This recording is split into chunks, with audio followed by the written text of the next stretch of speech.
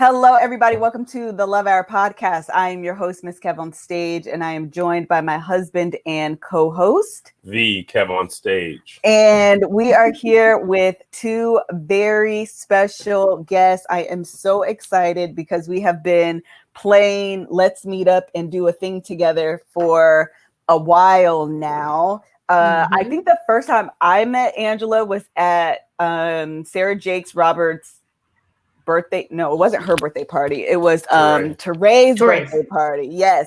And that was the first time I met you. And we had all these like grandiose plans. And here we are 15 years later. Because things are there. So things happen. So who we have with us today, none other than Manuel and Anjelah Reyes. And I mean, no disrespect because Anjelah goes by Johnson Reyes, but I couldn't add the Johnson Reyes. It was just a lot. Okay. I felt a lot of pressure in that moment. You can just call me Mr. Johnson if you want. Straight. So I'm going to actually allow you guys the opportunity to introduce yourselves. If you do not know who Anjelah is, I'm not quite sure how you've made it this far in life and haven't come across some bit of hers on some form of social media. But in the event that you live under a rock, she will introduce herself to you. Yes, I'm a stand-up comedian, actress, wife, dog mom. Big wife, yes. Yeah, I've been doing stand-up for 16 years. No, that's a lie. 16 years? No, I've lived here for 16 years. I've been doing stand-up for 13 years. Something in that realm. Yeah, and this is my husband, Manuel. And Manuel is an artist in his own right, child. We just learned all the things about him as well. So tell the folks who you are, Manny. Yeah, I mean, ex-balloon animal man, current. You want to hear that story? Current musician. I've been doing music since '94. Still doing music. I went through 2 bands. I started a band called Group One Crew that was signed with Warner, and then I started a band called Pandas that was signed with Capitol. And now I do my own thing. Independent, my own boss, having a blast. I've had, this is the funnest I've ever had in my whole career, even though I haven't gone anywhere. It's not even close to the level of success, but I am most happiest right now, which is quite hilarious. That's a feat unto itself. Yes.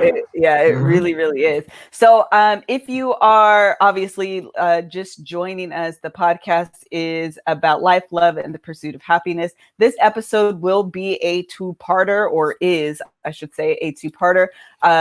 The first part, thank you very much. I was going to say something else, but you helped me. The first part dropped yesterday, which is Wednesday, and you can find that on a Nights at the Round Table Pod. Okay. Yep. Nights with an S, and that's Nights, NIGHTS, at the Round Table Pod, where you'll be able to listen to the first part, and this is the second part, and vice versa. So what we're going to do, that we're kind of kicking back, because I've designated the month of April as like my kind of chill month. Because usually Manny was talking about in our episode with them how deep he is, and low key I am that person. Like I'm always here for like super deep conversations. So we're going to keep it low key and light. Although we are going to learn a little bit about your love story, I am going to ask just like some really fun kind of quarantine type questions at the end. Yeah. But what we want to do first is start off. We have a segment called That or This, This or That, which we've transferred to, what is it called now? It's still That or This, but it's a misery index. So you have to decide, of these 2 terrible things, which one would you rather happen to you? Would you rather have, or to him? To you personally. Okay. Each of you answer for yourself. Would you rather have chronic hemorrhoids or chronic insomnia? Ew. Damn. I kind of want to say hemorrhoids just because I don't understand the full effects of that.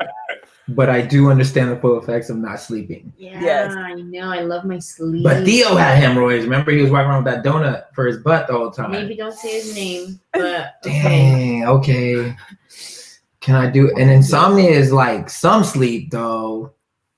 I'm gonna go with insomnia. I'll go with insomnia since I only get like 4 hours of sleep now, anyways. Oh. How are you surviving off of 4 hours? Bruh, I'm a freaking robot. Strange. I don't know what it is. They say the older you get, the less sleep you need. So that's true. My grandma been surviving off of 4 hours for as long as I've been alive, and it's never affected her. I might go with insomnia as well, even though sleep is like one of my hobbies. As a hobby, though, I hate pain. I don't like pain. Yeah. So, but even though when I haven't had sleep, it feels like pain. And I'm like, I need a nap. Yeah, this is a hard one. No, I'm just insomnia. I can't. Okay, Kev, give us the full. What is hemorrhoids? Hemorrhoids is inside out butt. No, technically, chronic hemorrhoids are called piles. Are swollen veins in your anus and lower rectum, similar to varicose veins. Hemorrhoids can develop inside the rectum or under the skin around the anus. External hemorrhoids. Yeah. Pain. No, external hemorrhoids are itching or irritation in your anal region, pain or discomfort, swelling around your butt, and bleeding. Insomnia for 100, Alex. Yeah, for sure. Insomnia. That's hilarious. No, definitely going with insomnia. That sounds uncomfortable. That sounds painful. That sounds like the worst type of life to live. I want nothing to do with that. Yeah, I'm going with nothing to do with it. I think I would take hemorrhoids. I need rest. I go hard. I sleep hard. At least if I had a chronic butt, I could still sleep. No, you wouldn't. You would be up in pain. No, it didn't. Bro, have you ever had itchy butt, bro? No. So when I was young, it didn't take as many showers as I do now. I have itchy butt, but it wasn't hemorrhoid related. It was just musty related. So yeah, I think I could live better. Melissa she can't sleep much more often than I can't sleep, and I'm just a cranky wipe. Yeah, great husband when I haven't slept. But man, when your butt hurts when you do, woo, tough. I'm switching. I'm going with insomnia. No, you already picked it. You already picked it. That's so funny and kind of crazy. Okay, so what we're gonna do is transition into the point of it all. So let's get to know who y'all are, child. Tell us. How long have you guys been married? When did y'all meet? How was the proposal? When did you have your first kiss? Did you feel butterflies? And actually, I did get this question though, and I don't know if this is true, but did you guys wait until marriage to consummate? Yeah. Yeah. Okay. You know, I was actually really impressed with Ange in this particular topic because I'm the kind of guy that as long as you don't start none, won't be none. So as long as the chick keep it holy, I can keep it holy. It's always when she would break the third, the fourth wall, then I'm like, So with Ange, for the glory of God. with Ange, we made this rule when we got engaged. She was like, no matter what, you got to go home at was it 10 o'clock? No, midnight. Midnight. Okay, midnight. So there was never a time where I can stay. There was never a time. And she just kept it so classy the whole time, which was also something that was amazing for me. But we met in August. We had we got hooked up by a friend who did a blind Skype date, basically. Wait, I want to tell that story. Why? Because I like the way I tell that story. She liked the way you tell that story. I like the way I tell that story. But were you gonna finish the about waiting to consummate? Yes. Or were you going into how we met? No, I was going into how we met. Okay, then I'll take it from here. Thank you. Thanks, Manuel. I'll take it from here. Okay. So my roommate at the time was getting married. Okay. I go to her wedding, and there was this hot guy there with an afro, right? And I was like, ooh, who's this? And then at the reception, I saw him there, and I was like, somebody needs to introduce me to this guy. And nobody would introduce me to him. And then he wasn't trying to introduce himself to me. Like, he didn't even look my way. And I wasn't going to introduce myself. So I was like, oh, well, snooze, you lose. And so I went home real confident, like, you missed out. Sorry. I go to my friend who was getting married that day. I go to her Facebook. I click on her new husband's Facebook page. I go through all of his friends. Oh my gosh, Anjelah Johnson Reyes. Yes, I did. Cyber stalk him to the fullest. I go through all his friends until I found that afro, and I was like, ding, click, and then went down rabbit holes of research. And I found out he was in a band. I found out he loved the lore. I found out he was touring. I found all this stuff about him. And I was like, oh, okay. Yes. And I did not message him. I did not Facebook poke him. I did not nothing. I didn't even tell my friend that I searched up the guy at her wedding. I didn't even tell my best friends that I was looking up this guy on the internet. I didn't tell nobody. I just kept it to myself. And I went about my business for 2 years. Oh, wow. I was like, that's your fault. You should have met me. Wow. You missed out. I'm sorry for you. And I went about my life. Years? And listen, I can get very stubborn. And so I just went about my life. But honestly, real talk, I'm so glad we didn't meet back then because we were not right for each other, ready for each other back then. We were both different people. Yeah, I was in a white girl phase for like a decade. Only white girls. That's it. A decade? Yeah, for like a decade. I had this idea of marrying a white chick who was down with us. You know what I'm saying? Like, not the white chick's trying to be black, but the white chick that black people accepted. Like that one that they're like, you know what? She cool, man. Yeah. She cool. You can hang with us. Well, hold on, Manny. While we're talking about what you could do in 2 years, because you wasted your time during those 2 years, let us not waste our time while we're on quarantine. Let's instead be intentional and get our lives together by doing what? Working out. Yeah. And that's why we're here to tell you about OPENFIT. They have everything you need, from yoga, which if you saw Kevin and I trying to do yoga, it's clear that we need to practice more. They have everything from 10-minute workouts to intense workouts without weights, with weight. They literally have everything. OPENFIT takes the complexity out of losing weight and getting fit. It's a new fitness streaming service that allows you to do your workout from where? The comfort of your living room, which is probably where you are right now. Sculpt your body in the convenience of your own home without any eyes on you, because sometimes that is very intimidating and embarrassing. OPENFIT has changed the way I work out, and texting my code LOVE, that's LOVE, to 505050, and you can join me and Kevin on our fitness journey personalized just for you. Right now, during the OPENFIT 14-day challenge, my listeners get a special extended 14-day trial membership to OPENFIT when you text LOVE, that's LOVE, to 505050. You will get full access to OPENFIT, all the workout and nutrition information, because you don't want to work out without eating, right? Totally free. Again, just text LOVE, that's LOVE, to 505050. And remember, standard message and data rates may apply. Now, you can continue about your you wasting your time for 2 years with Karen. First of all, somebody in the comments said Karen Reyes.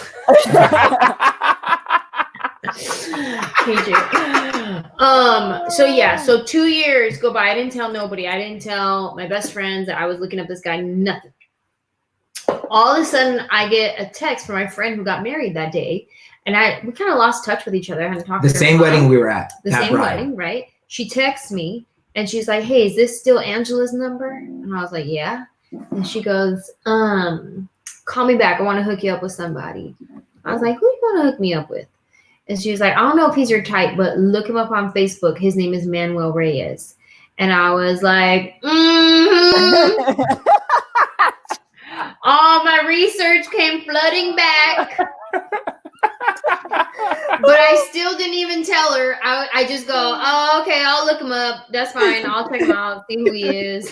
Anjelah, you said you were stubborn. We need a new word. That is beyond stubborn. Yeah, look him up on Facebook. I did that 2 years ago. He almost missed out, is what happened. And she simultaneously hit me up at the same time and said the same thing. "Yo, I need you to check out this chick." Oh. And the first thing I said when I saw her Facebook page, I was like, "Deanna, this chick is Mexican. You know, I don't date no Mexican. Now, look, I'm not racist. It's just in the Hispanic community. What's your ethnicity, Manuel? So I'm Puerto Rican. So my makeup is Black, Spaniard, and Taino Indian. Correct. Yep. So I got Indian, Black, and a Spanish in me. So again, like I said, I was in a white girl phase, and I was just, I don't know, I was in that place, so I wasn't paying attention. He was out here trying to date white girls when he is colored on top of colored on top of colored. I know. You are 3 mixes of colored. I'm all kinds of color. Like, I don't know what I was trying to do, you know? And now I look back at it, you know, real, like, I don't know what I was doing. Anyway, but when I finally got, like, I was like, you know what, God, I'm dating a lot of people that I think are dope. Surprise me. I'm gonna give this a shot. Mm. So I just entered into it with like, surprise me, God. All right. I don't know. This ain't my typical vibe, but you know, you do you.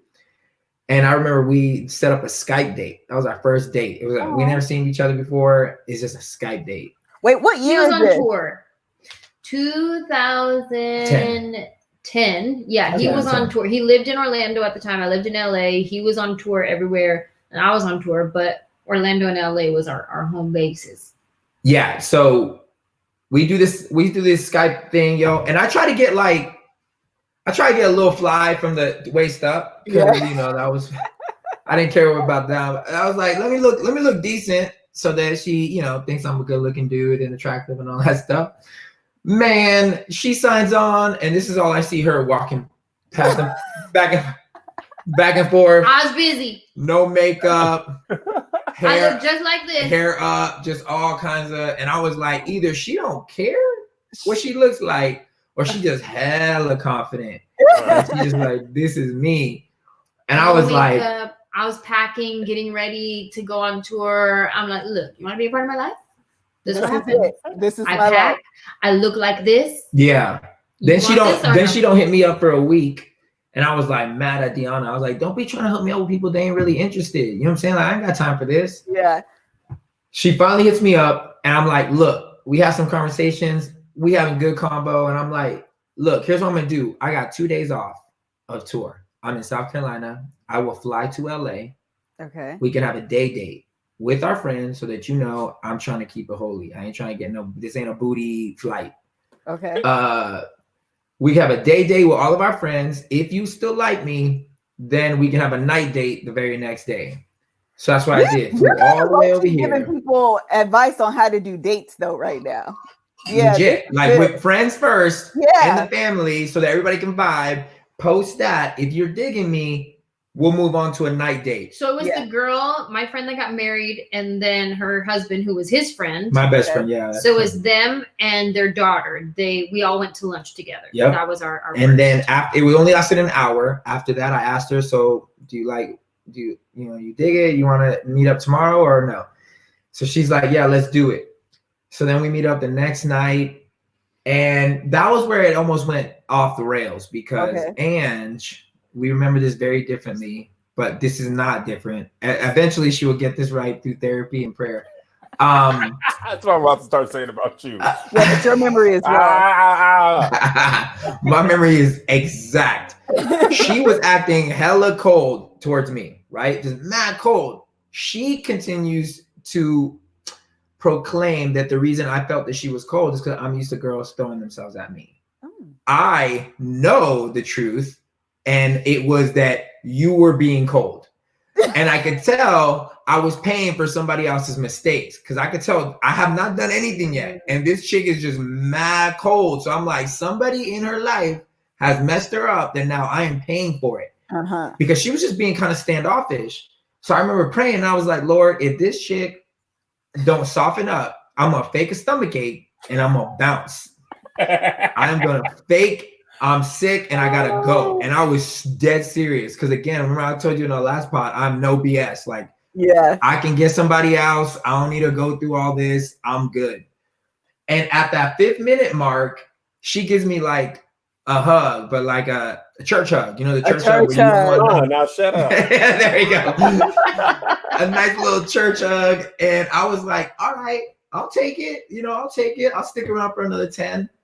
And then by the end of the night, like we were buying clothes for tour, and she nuzzles up and does the whole 8th grade dance thing where she's like in front of me. Like I got in front of him and nuzzles up, and I'm like, oh, okay. And after that, the night took off. We had good convo. We went to Lala's, the steakhouse. She dropped me back off at my boy Rick's house. And again, we weren't, I didn't want to kiss at this point because until we're official, I didn't want to kiss. And we hugged though. And when we hugged, I saw the fireworks like that you see in movies. It was like so at the time we were like, oh, that was a magical hug. But now learning more about energy and the force, like the actual energy that we have as people. Yeah. Both of our energy at the same time was doing something where it really felt like fireworks, and we both felt it. And that was just us hugging at the end of the night. Yeah. After that, it escalated real fast. Yeah. So we met in August. Okay. We were official in October. We were engaged by Christmas Eve, and then we got married in June. Yeah. Dang. Hey. Wait. Was all of this long distance? Yeah. Well, he moved to LA in January. We got married in June. So you guys dated long distance, August, September, October, November, December, 5 months. Yeah, and you know what? It kind of reminds me of the show that's popular right now, Love is Blind, because we didn't have the opportunity to cross boundaries or move too fast because we just had conversation on Skype and phone calls. And so at this point in our age, there's no BS. Like, so how old I'm are trying you to find the real time? thing. 29. I was 30. No. I got married at 30. So you were 28 at that time. Oh, okay. I was 28 when we met. 29 we got married. Yeah. Wow. So we were in the no BS phase of life. So it's just like, yo, you with it? If you with it, cool. Because I don't have no time. Because 6 months before this is when I deleted every girl out of my phone that wasn't trying to bring me closer to Jesus. Because I remember Manny was saved. Manny was out here, girl. You ain't nothing but a hindrance, amen, to my relationship with the Father. Amen. I don't need no hindrance between me and the Father. So I've got to delete you out of my life. Because you're hindering my relationship with my Father. Come on in here. Listen, Manny was out here looking for help. Here's the problem, because I was out hoeing around. Look, 6 months prior, I was out like, I wasn't like a full-time hoe. I was like what was I like? Time out. You was hoeing around.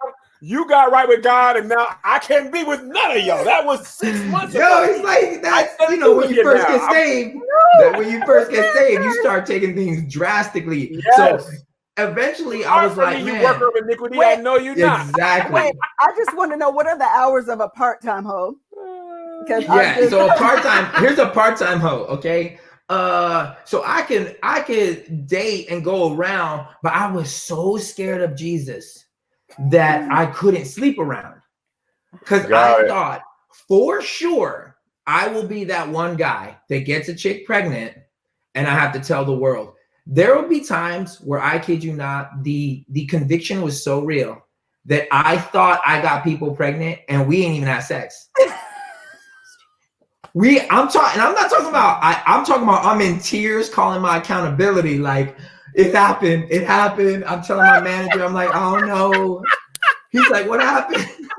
I'm like, I got a girl pregnant. He's like, man, you slept with this chick? I'm like, no, I didn't. And he's like, he starts laughing and I'm in tears. I'll never forget this. I was at the airport. I'm like, bro, I'm telling you, the Lord's going to get me. I should know better. I'm going to be the second immaculate conception. It's going to happen through me. Lord, help me. So eventually I got tired of living that way. He was like, you know what? I did really cool with that Jesus thing. I'm going to do it again to men this time. Bro, I thought that was going to be my life. So then I was like, self-awareness, what we were talking about in the previous pod. I was like, you know what? Either I'm going to be honest with myself where I'm at, or I'm going to keep doing this like thing, keep lying to myself and keep going around in circles. So I remember the day that I looked into my mirror and I remember saying, you are a whore. You don't want to be a whore. Some of y'all need to have that conversation with yourself. You are a whore. You are a whore with good intentions, because it's not like you out here trying to whore. You ain't trying to be this thing. It's that you give yourself to people without knowing the end result. You're just hoping that it turns into something, but you're not actively like setting it up so that it turns into something. You're like rolling the dice with your body, with your emotions, not ever having a game plan. And so again, I had to stop BSing myself. And I was like, look, dude, if you're ever going to find somebody that is of value, they're going to be able to look at you and be like, Master, that guy has a lot of potential, but I can't mess with him. He's too immature. He out here living like he thinks this is okay. So I tightened up. I was like, you know what? I'm done. I went through my phone and I was like, she don't bring me closer to Jesus. She don't bring me closer to Jesus. I just started deleting all the girls that didn't bring me closer to Jesus. See, Anjelah, if you would have been in his phone from 2 years ago, you would have been deleted. Exactly. 6 months later is when I find her. Literally 6 months later. That's when Deanna calls me, and then boom, I was already straight. I was already like living like way above reproach. And then it just like, it clicked when I met her. And the only thing that was like, don't get married, was that flesh side of me, that part of me is like, bro, you gonna say bye to all these women? You gonna say bye to all this stuff? And that's when I knew it was the devil. I was like, man, I already had all these women. I was dating a Laker girl before her. And I'm like, I'm still unhappy. Don't try to lie about it. Anjelah, weren't you a Raiderette? Yes. She was a Raiderette. I was dating a Laker girl. Real opposite, because she was like this was the Laker girl. Babe, what was the song that I danced for you at our wedding? My song? The song that I danced for you. Outer Space Love? No. Let Me Upgrade You. Oh yeah, let me upgrade you. Yeah. You upgraded me. Let me tell you, I did a choreograph. I'm happily upgraded. And then let me upgrade. It's on YouTube. Go find it. Then I almost ruined our engagement. I almost ruined our engagement twice. Yeah. By accidentally telling her that I was going to engage. The proposal. Okay. Yeah. So I told her twice. Real quick, I want to say something to what Manny was saying about he deleted all the people out of his phone, whatever. We just figured out recently on an episode of our podcast, I had pulled out my old journals. So I save all my old journals. I love journaling. And from the time I moved to LA, so I have like stacks and stacks of journals, right? So I like to go back periodically and read where I was at this time in my life for multiple reasons, which I can get into, but I'll just off the top real quick, just to go back and see how far you've grown, see how far you've come, see the prayers that you prayed for that didn't get answered, that thank God they didn't get answered the way you wanted them to, and to see the prayers that did get answered, and just to remind ourselves of what we have gone through, and they overcame the enemy by the word of their testimony. So, hey, let's read it and then remind ourselves of what we've done, right? So I like to go back to my journals and read all that. I was reading this page and I was single at the time. I had dated a very manipulative dude right before him. And I was writing my journal. And so I'm reading and I'm praying. I'm usually talking to God when I journal. Mm-hmm. And I was praying and I was like, Lord, whoever my future husband is, I just pray for him right now. And I started praying for him, right? And I prayed for his parents. I prayed for my future in-laws. I prayed for wisdom in his decision-making. Wow. Specific with it, yeah. I prayed for wisdom in his decision-making, right? Skip through a few more pages. Go a couple more months. That journal entry. Deanna called me today. She said she want to hook me up with this guy, Manuel Reyes. And I start talking about him, right? So we started lining up Manny deleting women out of his phone around the same time where I'm praying for him, saying, Lord, help him make some good decisions. We found that out while we were doing our podcast. Your prayer was the deletion. Yeah. Yeah. I manifested them. We were doing our podcast and we were like doing the time. We were like, oh my God, this was happening. Wow. And then it got it's crazy. Orchestrated thing. Mm-hmm. And I was not gonna let it go. I was like, nope, no, I can't let this go because I didn't see an end. I have this theory that most people, when they get in a relationship, they will know it's gonna end in the first week. Wow. They will see the red flag. They will see the thing that's in the person. They will be able to identify it. It's just that most people think they can change it. Most people think they can love it out of the other person. That's just what we think. By nature, we think that our love, our whatever, can fix the other person, and we close our eyes to it. And then somewhere down the road, that one thing that you knew way back that you saw the red flag will be the reason why you break up. It always happens. At least in my life, I always knew in the first week, oh, this girl's insecure. We're going to break up because of that. But I'll try to love her. I'll try to compliment her enough. I'll try to do all the things. But at the end of the day, she was just insecure and it wouldn't work. So I knew that Ange and I didn't see an end with us. And that was what gave me hella peace. And I remember the Lord saying that I can trust Ange. And I've never heard that before. And I remember telling God, well, if you can trust her, then I can trust her. Mm-hmm. And that was it for me. Listen, y'all are out here dropping gems on top of gems on top of gems. This is probably the most romantic origin story I've ever heard. It's very layered. In all of ever. This is the love story that you want to hear in the movies that gives you all like the warm and the fuzzies and all of those things. And it's just, I don't know, it just makes you feel really good to hear. And the other thing that's really great is you talked about really discernment. And discernment is something that you learn. It's iron sharpening iron. It's being intuitive. It's allowing the Holy Ghost to speak to you. And those are things that you can learn over time, which is why I wanted to share with you about SkillShare, because they're a platform that allows you to learn different things on their platform, things about creativity. Even everyone knows, again, we're moving. We've said this 11 times. I'm sure y'all are sick of me talking about it, but they also have an interior design tutorial, so to speak, where they teach you how to design your home, your design style, and all of those things. I love SkillShare. And with all of the downtime that we have, now is a good time. If you have it in you, this is not to like shame you into doing something that maybe you are emotionally exhausted and cannot do. But if you have it in you, it is definitely a good time to learn something new that doesn't take a lot out of you. And SkillShare allows you to do just that. They have everything from drawing, writing, and journaling classes. Anjelah just talked about the effects of journaling in her own life. And this is a great way to manage stress, practice mindfulness, feel connected to one another, get your thoughts out on paper, kind of decompress. Journaling is a great way to do that. Explore your creativity and get 2 months free of premium membership at skillshare.com/lovehour. That's 2 whole months of unlimited access of thousands of classes for free. Get started and join today by heading to skillshare.com/lovehour. Love hour. That's 2 free months of unlimited access to thousands of classes and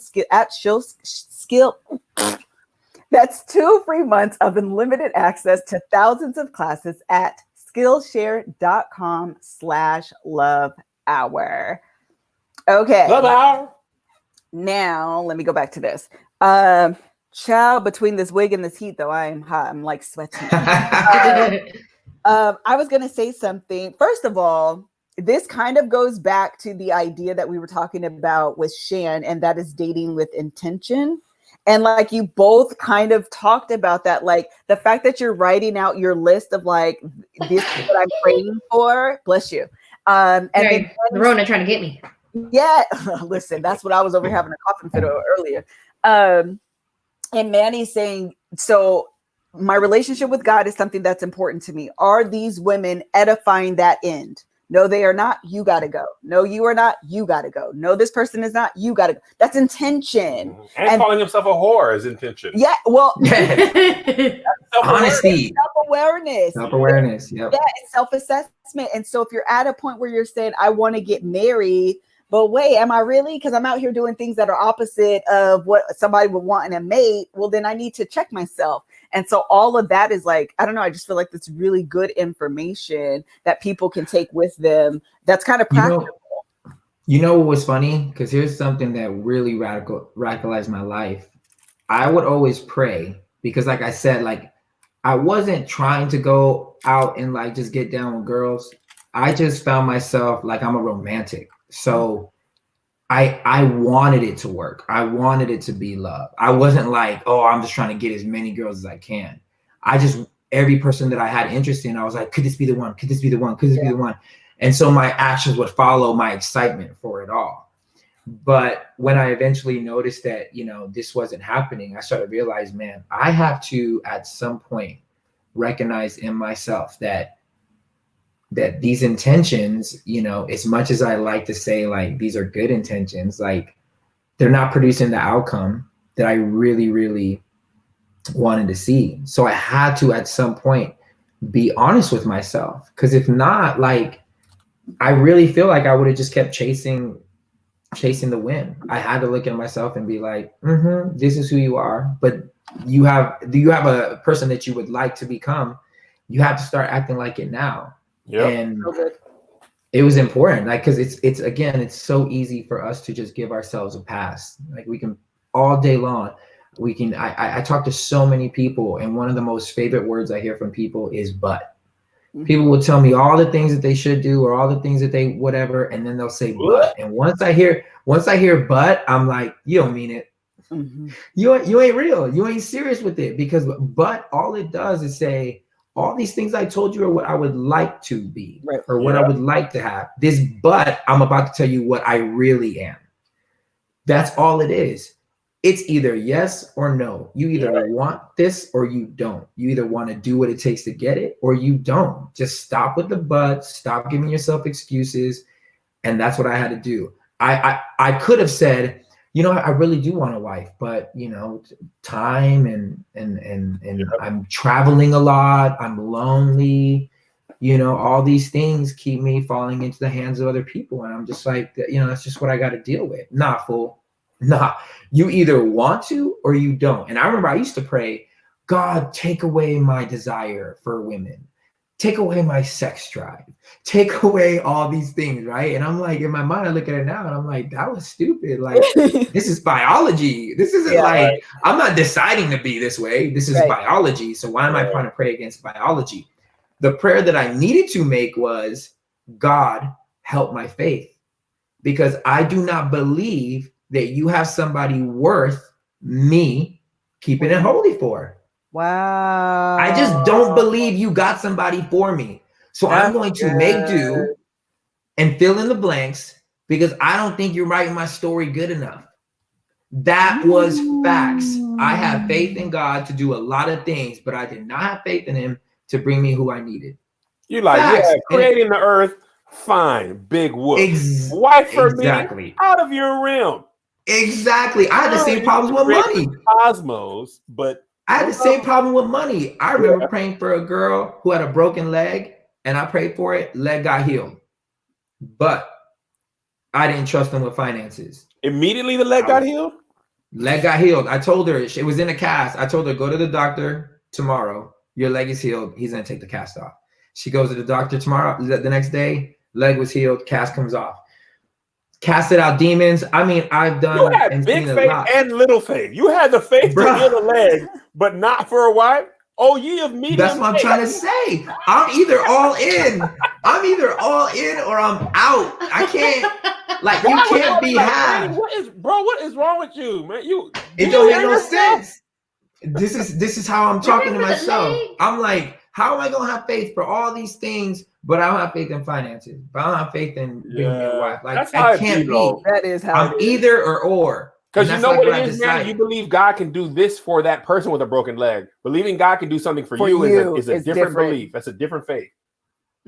Yeah. But it's also God can do stuff for other people, but we're not always sure he can do it for us. It's also because I struggled a lot with God loving me and whether or not I was good enough to do these things.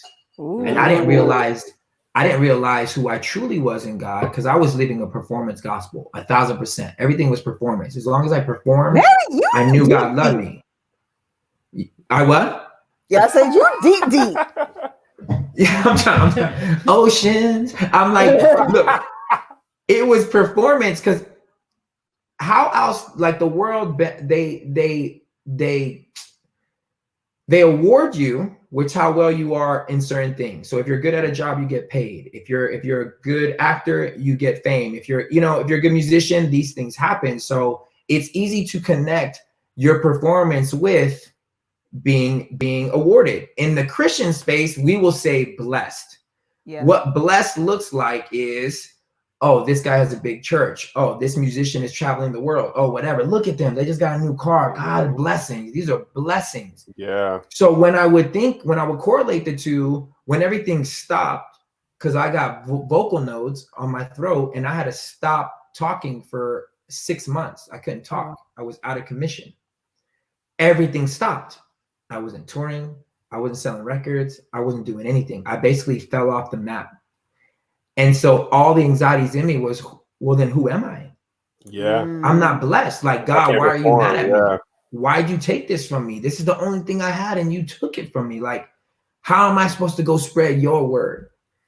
And I remember God like telling me after all this complaining, all this crying, I remember him telling me, the greatest thing you can ever be is a son of God. There is no higher honor. And that sounds hella like Hallmarky. You know what I'm saying? That's very much like, oh, that is such Christianese. But it was truth. If I was not satisfied with being called the son of God, then there's nothing else in this world that's going to work for me, that's going to ever make me feel good enough. So I had to be okay with it. And once I became okay with, you know what, son of God, that's all I need. I don't care what happens. I went into my hippie Jesus movement, which is what I call it. Where I started loving everything. Manny? Yeah, same Manny, Puerto Rico. Speak to God about if you got the healing power, deliver us from the demon called Corona. Manny, call on his name. Where 2 or 3 are gathered. Ha ha. Where you can show comments is. I just wanted a reason to do that. It's amazing. Yeah, bro. This comment. One question. Yeah. The comment section is so fire. Oh, yeah. This is why I love Patreon, because it's like our friend group among our audience. It's like our close. We see the same people in the comments. Reggie is really funny. Angelica is one of my fans from forever.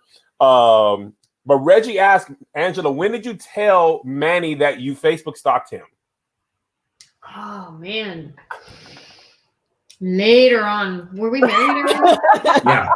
Like, I had to hold on to that for a minute. I had to make sure I locked it in. You know what I mean? Sign the papers. Can't come up with that too. You can't reveal that too early. Yeah. And I held on to that for a minute. I thought it was funny. I wasn't. Right. Well, I thought it was funny. I've ever heard who did that and then just held on. That's FBI. When I be saying women are FBI, yeah, it is. The police will get that information, knock on your door. And was like, nope. She held on to that for 2 years. That's funny. That is discipline. That was a cold case. That was a cold case that then got resurrected. I want to ask you guys something personal for me and Melissa, because this is our first year, well, prior to Corona, where the last 2 years we toured together. The first year, all year. The second year, probably 60-70% of the dates. But this year, 0% of the dates. It was really important to Melissa and the kids that one of us be home. So how do you guys handle the separation when one of you is on tour, both of you are on tour, and you're spending a lot of time separate? I know you guys go out together sometimes, but other times you're not together. How do you guys deal with that? Well, when that first counseling trip that we did in our first year of marriage told us that if you do go out on tour separately, then you have to dedicate a certain amount of time back after the tour is done. So for us, it was a month. So if I'm gone 3 months or if I'm gone a month, no matter what, when I come back, I have to be with her for a month. So that's like hardcore. Hard. It was like recalibrating. Well, because at the time he was going on these big tours with her, and they were like 3-month-long tours, and he would just go back to back to back, and I was like, well, that's not fair. Like, you need to come back here.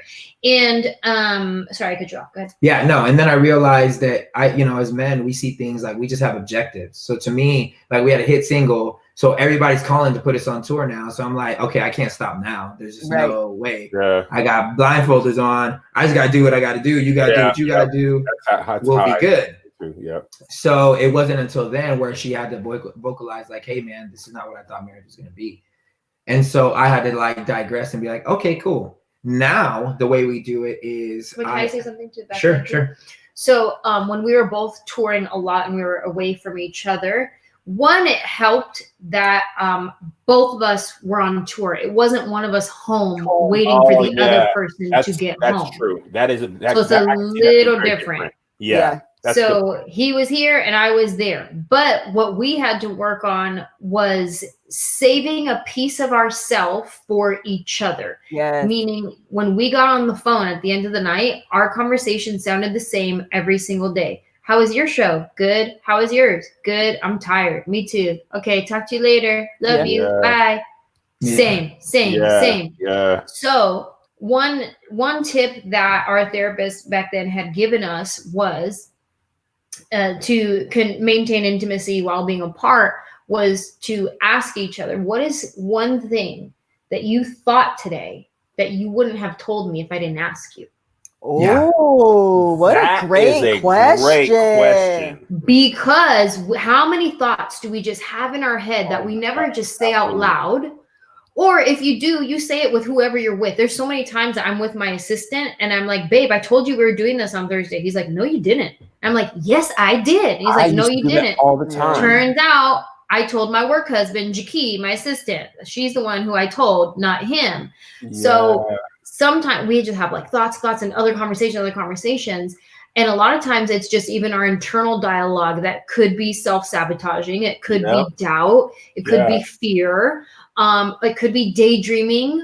This is something I felt in my spirit, whatever it was, but we like just keep it in our thoughts. And it's not until somebody says, hey, what's something you were thinking about that you wouldn't have told me if I didn't ask you right now?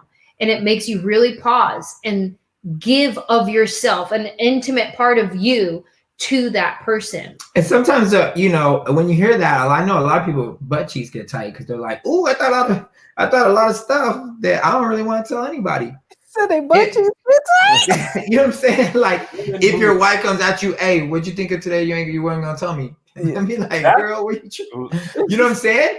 And I remember our first year of marriage multiple times. Multiple times, our first year of marriage, it was hilarious because everything happened so fast. My answer would be like, yo, babe, straight up, I went into this arena and I was looking for my wife today. But then I remembered I was already married. Because typically it went so fast. Typically, like I would date somebody for a year before we even like thought about being serious. Yeah. But I'm already married in 9 months. Yeah. And I'm just like, this is weird. But for the last 15 years, I've been touring, and every place I went into, I was always wife hunting. Yeah. I was always like, my wife could be here. So multiple times I would go into places and I'm like, man, is my wife here? And I'll have to like snap back into reality. Y'all ever share the like thoughts, the things you really don't want to share? Is it tough to be like, I saw a girl with a fat butt today? Oh yeah, we did this marriage intensive retreat last year, and it was so hardcore. Like what we dove into, and really the main theme of the intensive was creating space for one another. Making sure that the other person feels like they can give you everything, not just some things, but everything. And so that weekend we broke down all these barriers of what, for me, I was always taught there's things that you tell your boys because they're your accountability and only your boys are going to understand. You don't tell your wife or your girl because she's not going to understand it. She's not a guy. She's going to get upset or she'll get insecure and she'll run away. But then I always messed with me because I was like, wait a minute, but my boys ain't promising to be with me for life. Like they're not promising to like be there. My wife is. So why do I have to keep stuff from her? And in that intensive, we realize how important communication and brutal honesty is. Like absolute bearing of your soul, honesty is. And it revolutionized our marriage because then we just got 100% open. So all those things, like you said, where you're like, there's no way I can tell this person this. She's going to get mad or he's going to get upset. I cannot be this honest. This is for sure going to cause insecurities or cause whatever. We just, let it all out. And one thing that we did learn in that intensive was if I want him to be honest with me and share things with me, I have to learn to be that container that can hold all of that can hold the weight of the things that he's saying, that can receive all that. If I'm not a safe space for him, he's not going to want to share. Yeah, no judgments. Vice versa. If he's not a safe space for my craziness, then I'm not going to come to you. So we're literally after share that. Once you share that, if that person freaks out, throws it back in your face, you've now limited their ability to be open with you, and in effect have harmed your own marriage by or it's kind of like when you overreact when you have kids, like when your kids finally tell you that one thing that you know is like it was hard for them to tell you. You cannot freak out as much as you want to, because if you freak out, they're going to be like, okay, I can't. Obviously, you can't handle it. You can't handle it, and I should talk to my friends about this or my friends' parents. So it's the same thing with a relationship. But I think, for me at least, me and Melissa talked about something similar. I don't think it was as concrete as you guys have put it. But I'd be like, I'm embarrassed. Sometimes I'm embarrassed to share the stuff I be thinking about. Man, they'd be crazy in there. I don't want to tell you because you're going to get a peek into my crazy. I don't even create these thoughts. The thoughts just jump in my mind. And I'd be like, what are you doing? Thought is like, I'm in here. What's going on? What do you think? How do ducks have sex? And then the thought is gone. I'm like, what? And there's no context. So, and that's funny because I used to the same thing. And the thing that kept me from telling her was fear. Fear that she's gonna think I'm a freaking crazy person. Yeah. But that that she's gonna run away. That she's gonna you thought she was gonna like ship you out. Yeah, exactly. But once I got past that fear, and this retreat helped. Once I got past that fear, and I was able to say, these are the thoughts I think.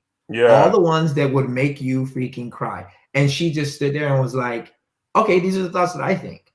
And then I was like, oh my God, we both have thoughts that are not quote unquote normal or whatever, like just stuff that you think about throughout the day, that we exposed them, and neither person ran away, but opposite, we ran towards each other. See, like it was crazy. And if she were going to ship you out, she would be using ShipStation. As folks adapt to this changing world, we're all going to be buying more stuff online than ever before. How do you keep track of who gets what? I don't know. Which shipping carrier should you use? Are you getting the best rates? I don't know. That's why you need ShipStation. ShipStation? We used to be all over the place with our merch. We would be pulling individually from each site. It would take hours. We'd get orders mixed up, and all that changed when we shipped over to ShipStation. ShipStation works with all major carriers, including the USPS, FedEx, UPS, even Amazon. You need to go to ShipStation.com because they are the kings of fulfillment. You can compare and choose the best shipping solution for you and your customer. They even offer big discounts on shipping costs. Oh. Now any business can access the same postage discounts that you usually are reserved for large Fortune 500 companies. You'll always know that you're getting the best deal. Now listen to this. Right now, Love Hour listeners can try ShipStation for free for 60 days when you use our offer code LOVE. Love. Make sure your business is ready to meet the demands of delivery culture. Get started today at ShipStation.com. Click on the microphone at the top of the homepage and type in LOVE. Love. That's ShipStation.com. Then enter the code LOVE. Love. ShipStation.com. Make ship happen. Listen, the way we just pulled out a whole little, I don't know what that was. We acted that out. Give me my Grammy, my Oscar. Y'all are talented. I think one thing you guys have said, and I really, really like that. You really are being vulnerable with one another. And sometimes your thoughts that you won't share or don't want to share are your most vulnerable thoughts. When Melissa and I were really struggling last year, she was telling me she needs me to be more vulnerable. And she doesn't need me to just tell her when I think things are going to be okay. She needs me to tell her when I think things are not going to be okay. And I was like, I can't, because if I acknowledge the fear or I acknowledge that I'm scared, then I've just given power to it. And she was like, well, I don't feel close if you only acknowledge the success. I want to know if you think a show's not going to sell out. I'm like, girl, don't you ever say those words to me. Every show. You know what I mean? Like, what if it's not going to work? And I think that honesty, even though it is hard to share, it has brought us or brought us closer, which is more important for us because we end up, when Corona doesn't destroy the world, we end up only having about 2 full days together. Usually Tuesday and Wednesday are the only days where we wake up and go to sleep with each other, because I'm usually flying out Thursday night and arriving. And Tuesday we're filming all day. Wow. So we had to learn how to make the smaller moments more impactful. And it couldn't be that I was your show, because when you're on the road, both of you guys know, and Melissa, it's very repetitive. It is literally the only variable is how the audience responds, because you're giving the same performance, you're staying in the same type of hotel or tour bus, like you're eating the same thing, you're staying at the same brand of hotel. It's literally very few Groundhog Day. Yeah, it's ground. And now, especially because I'm doing a club run, you literally do the same thing. You go to the same club, you order the same salmon and vegetables. It is literally the same. So you've got to make those moments matter more when you have them. Otherwise, it feels like you're just, you're just a cog in the machine of life, and you're just going through the motions. That's one of the things about Corona that's really been interesting, is this like stopped us in our tracks. And now we're doing I was telling the Doughboy yesterday, I've never spent this much time with my family for this long. Because even on a regular day, my kids are in school, there's soccer, we got meetings, we got to shoot, or they're, even on vacation, like you do stuff, but you don't be in because you don't be in the hotel all day. Like we be in the house all day. So it was very new for us, and I'm sure for a lot of people. And if you don't have those real touch points, you probably start to realize your marriage really isn't built on anything but routine, which probably feels very scary, because now that I'm getting to see you for this much time, I'm realizing I don't know if we have as much in common as I thought we did, because now it's every day, all day. And that's very different. It's forcing you to really decide what's important to you. I think that's what happened to us. Like we're having, and we say this with the most, we don't want to be insensitive, but we're legitimately having a blast. Like there will be times that fear creeps in, because I got like this car I was supposed to sell that I can't sell no more. Yeah. I bought this house in Nashville that I was supposed to flip, and now I'm holding on to it. I got an Airbnb in Nashville that isn't getting anything, and I got another house in Nashville that was supposed to have a renter in. Y'all really big on Nashville. Yeah. I got a lot of my real estate's over there, and it's very much like a scary thing. So transiently fear moves in and out, but we've been living in this thing of like, man, what really is important? And we're realizing, man, you know what? Dinner at night, we've had dinner, which we never do, with each other and our fam here, Penelope and her son, every night. And my wife will cook, which she never cooks, but she's cooking with Penelope every night. And then we're having time, we're doing our gratitudes. And it is like literally, me and my wife are doing TikToks now, which at first I was annoyed, but now it's like, I love you guys for us. TikToks. I watch them.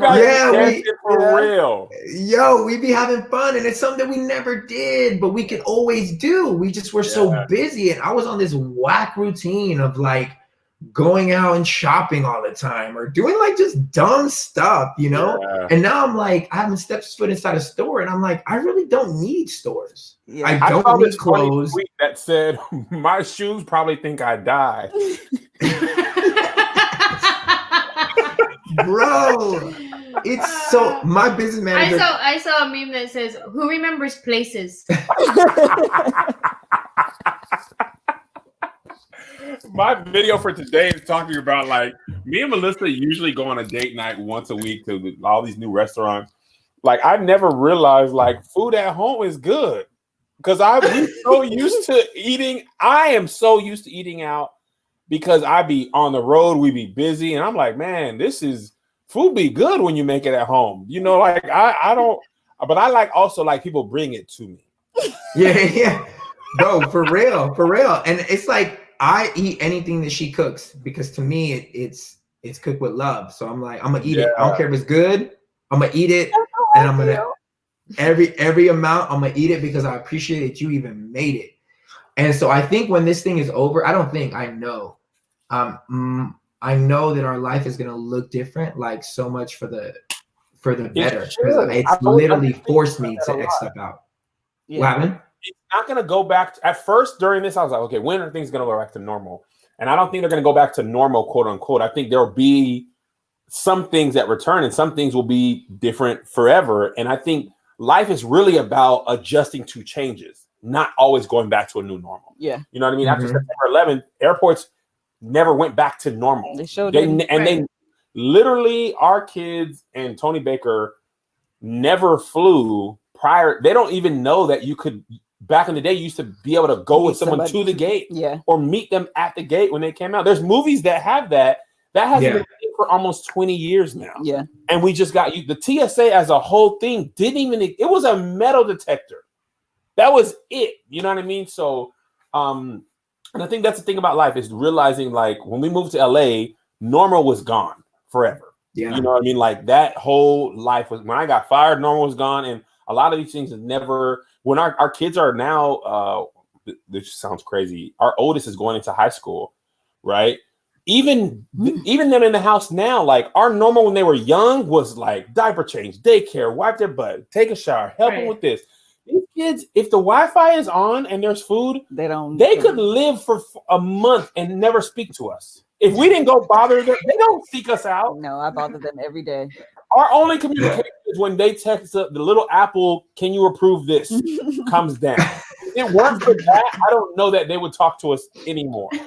You know what I mean? So, and when they move out, that's going to be a new normal because, you know what I'm saying? So I think that's the work of marriage is balancing and changing as your normal changes. I want to close this out because really quickly, this has been a fantastic conversation. I hope you guys are enjoying it, the Patreon, and I know our listeners will. Some people are suggesting that we both post both episodes. So maybe we both post on Wednesday your episode, and then we both post on Thursday our episode. Okay. Yeah, that might be a good idea. Whatever. It could be whatever. It could be whatever. Cause so while we're talking about quarantine. Oh, wait, before I wanted to ask Anjelah a question. Okay. The last thing. Anjelah, when you did that boyfriend, the nail salon joke, did you have any idea it would be that big for that long? Never in my life. Did I imagine this? Listen, I grew up in San Jose, California, very strong Vietnamese population in San Jose. It's very diverse in San Jose. And so one of my good friends growing up was Vietnamese. His mom, anytime I would come over to the house, she was cooking pho, whatever. So they would teach me how to say certain things. So when I would go get my nails done, they would teach me words to say to my nail salon artist, right? Yeah. And then I would tell her, and then she'd be so proud of me that I knew some of her language. And then she would teach me more things. So I learned how to count to 100 in Vietnamese. I learned how to say thank you and all these phrases that I would learn. I started getting my nails done when I was 12 years old. My mom took me for my birthday when I was 12. It was my first time. And then I just kept going ever since then. And everything that I say in that joke has been said to me at one point in my life, which is why it's so relatable to people because they have heard these things as well. 100%. But the one line that I say, honey, you look like model, cheerleader, something so nice. That came from, I became a cheerleader for the Oakland Raiders, and I got my Raiderette headshot, and I came back to the first nail salon that I had ever gone to, and my girl still worked there. So I came and I brought her my headshot so she could put it up on the wall and like be so proud of me, right? And she was so proud of me, like a mom, because I've been coming to her since I was 12. Yeah. And she saw my headshot and she said, honey, I know the first time you were in here, you look like model, cheerleader, something so nice. And like that was her telling me, like when I came in at 12, she thought I looked like a model or a cheerleader. And here's my photo to prove I knew you were going to be a model or a cheerleader or something. I knew that joke had to come from a real place because it was just too perfect. It was. I was like, you can't just think of that. You had to have lived that. That thing is everywhere. It goes viral randomly. There's animated version. Resurgence. Everything. And it's like, I can tell when, because we're living in different times now, the climate is changing for comedy. And I understand that. And so I can always tell when a new media outlet has posted my video, because I'll get a slew of new hate mail in my inbox and stuff like that. Yeah. For many of my jokes that I've done. Yeah. But one thing that I was going to say about this joke. So in speaking even to you, Kev, like as a comedian, as an artist, as somebody who's constantly writing and evolving and sharing stories and moving on. So I went through this period of my life. So the nail salon joke had been super, super popular. And I would hear little things from peers that were like, oh, she just got that one joke. That's all she got. It's just that one joke. She's still doing that joke, woo, whatever. And so I went through this season of my life where I was listening to the wrong people. Yep. I was listening to the people who don't buy a ticket to my show, right, who don't support me on social media, who don't subscribe to anything that I do, who don't leave me a comment, who don't retweet, repost, whatever. All these people who don't care about me, right? I was listening to them instead of the people who actually do care about me. And they're like, oh my gosh, this joke brings me so much joy. This is the one thing that my mom and I bond over. We don't get along, but we love your joke. This is the one thing that my friends in college on our road trip, we would listen to your comedy, woo, woo, woo, like those people, right? And I remember there was this one show I did in San Francisco. I'll never forget it. It was the first and only time I did it. I was like, I'm not going to do the nail salon joke tonight. I'm not going to do it. Like, I was like putting my foot down. I was like, I'm not going to do this joke because I'm going to prove that I am more than this joke. Yeah. That I don't even need this joke to have a great show, right? Yeah. So I did my set. I didn't do the nail salon joke, and I walk off stage, and I'm checking my Facebook messages afterwards. And there was a message from this girl that was like, hey, and it wasn't like, I know you can't read tone in text and messages and DMs, but you can sometimes tell when somebody is just hurt, you know? Yeah. And this woman messaged me on Facebook and was like, hey, I've been a fan of yours for a really long time. My mom and my friends, we love the nail salon joke. We heard you were coming to San Francisco. We drove 2 hours to come and see you. And we were really hoping that you would do that joke because that's kind of what bonded us together. And you didn't do it. And it was really disappointing. Oh. Yeah. And that stung so hard that I was like, why am I listening? Who do I need to prove myself to? Who are these people? Oh, she still got that? Yes. Other comics are the absolute worst. They don't buy, even when they see you, they come in for free because the club lets them in. There's comics, you can't do music bits, you can't do church. Kev just got the church. Bruh, I don't care if you even feel that way because people follow me because I'm the churchy guy. So they're coming expecting that. And I went through the same thing, Anjelah. Somebody in here said the 5% is real for everybody. I was in a space before that I was like, I was trying to defend myself to people online and all this. Melissa was like, Kev, 5% of the people are going to hate you no matter what you do. 95% of people are going to love you. The bigger you get, the bigger the 5% is going to get, but your amount of supporters is also bigger.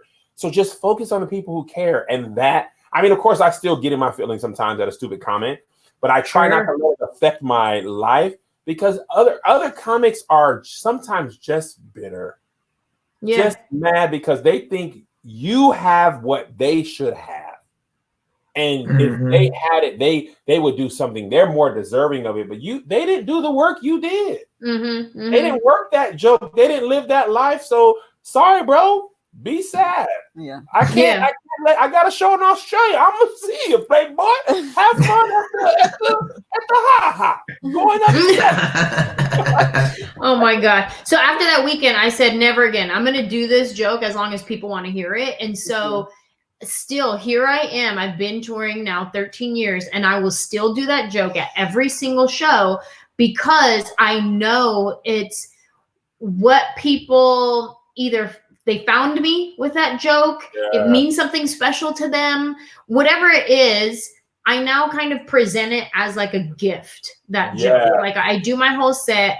I'm working on my 5th hour right now. I am so confident in all the material that I'm doing. And then it's kind of like at the end, I'm like, listen, thank you for riding with me for this long. Here you go.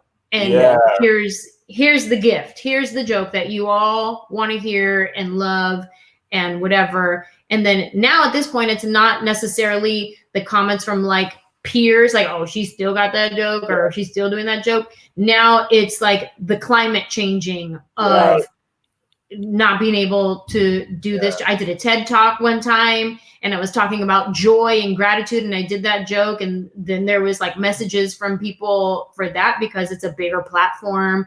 It's different. Everybody has different opinion. And like you said, the 5% is going to grow, but so does the fan base. And honestly, I always gauge my heart and my heart's intentions. And as long as I can sleep at night knowing my heart's intentions, and I stand by my decision making. I love that. I love it too. I love it too. Yeah, I don't even know. I think that's good. Yeah. I didn't mean for it to take that long, but I was interested in that. No, I was too. I think it was a great question. No, that was great. It wasn't towards you. We had more questions, but that was just such a solid thing. Yeah, I was just gonna ask the like fun quarantine questions, but honestly, I don't even think it's appropriate. For the next episode. I think that this was a great conversation, and talking about that 5%, 9%, or 95% is really good. I will say this though, that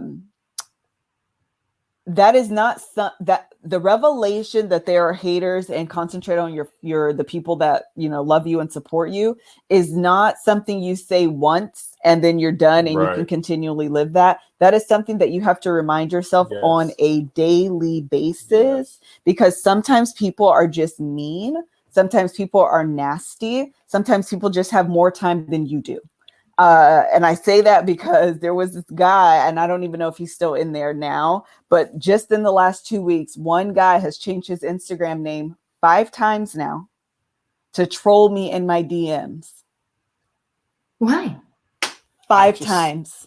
Have some business. And that's literally, I'm like, we're all on quarantine. Every day. We all have time, but I just don't have that much time. Right. I just don't have that much time. I have a husband and kids and a household to maintain. I just do not have this much time to give you and like focus on you. But it is so much easier said than done, because you're annoyed, you're aggravated, you feel like someone's attacking your integrity, your character, or whatever. They're just lying on you. You feel like you want to defend yourself.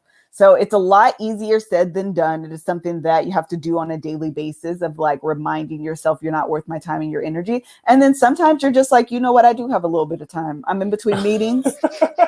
I'm gonna keep it real with you, cuz today I got time. Let me just ask you.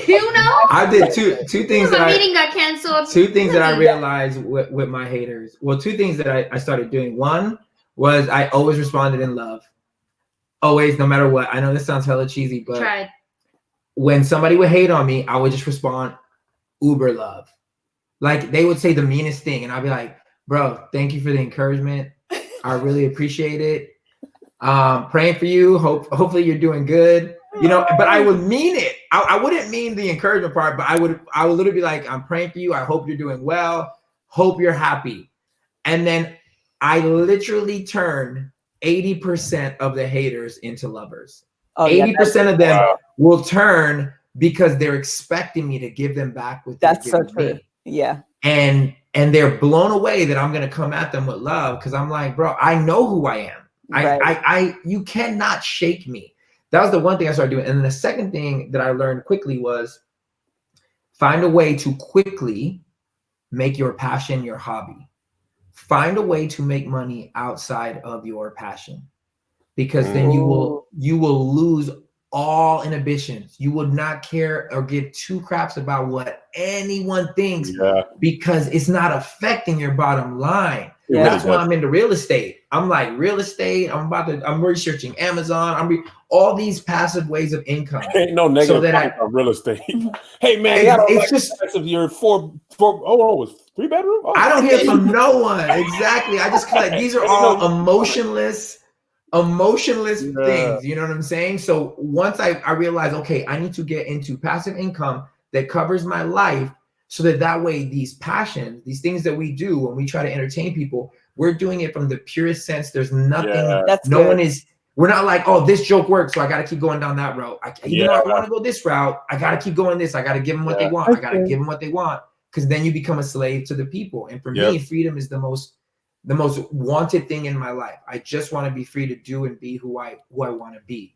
So the quicker you can find a way to make money outside of your passion, the quicker you can be free from managers, agents, fans, and you love your fans, but you don't want to be a slave to your fans. No, I get that. You want your fam and you to be family. Yeah. Just fans that are family, that are with you no matter what. And the people that aren't with you, they can keep it going, because it's like, bro, I don't need any of this. Yeah, I don't need any of this to live. So it's like, I wanted to address, I saw a few comments come in about the TED Talk and going to look for it. I want to clarify, I'm doing stand-up in the TED Talk, and the focus is on gratitude and joy, but it's my stand-up comedy. Just got it. To answer some of the questions that were in the comments there. That's fantastic. Hallelujah. Great, man. Yeah, I've had so much fun. I had a blast. I think that this was fantastic, and getting to know you guys a little bit better. And someone said Manny has a direct number. Jesus is on Manny's main line. Okay, you hear me? Manny is on the main line. Jesus called him up. Whoa. Listen, this man over here. We can have a conversation. We deep. We just did. Yes. I can't wait till we can do this in person. I think it'd be so fantastic. Yeah, this was fun. So tell the people. No, we're on y'all's. No, you're on ours. Okay. So tell the people where they can find you, your podcast. Also, if you're listening to this, hopefully you've already listened to the episode before, because we impromptu just decided we're both going to drop both episodes. So listen to part 1 that dropped yesterday, and then you can listen to this one after, and it will all make sense. But again, where can they find you? So Manuel Reyes, Manwell, like this man is doing well, Reyes, Reyes, and then my queen, Anjelah Johnson. And then our podcast is Nights at the Round Table. That's NIGHTS, like nighttime. And Nights at the Round Table pod on all platforms. And if you are interested in hearing any of my music, it's just Manuel, Manwell, everywhere, iTunes, Spotify. You can find all things on all platforms, because we out here, y'all. We out here. This ain't no hobby. We working. Man, everybody, listen, this whole thing is a grind. Okay. Thank you guys again so very much. We appreciate you. Again, we will do this again. I love when our audience loves what we're doing, because they're like, y'all need to do this again. Y'all need to make this quarterly. So that makes me excited. That means they like it. Can you stop moving? We will. All day. Now you want to fuss at me? Your mama. All right. Love y'all. It's just a phrase. All right, bye guys. All right, bye you guys. Bye. Bye.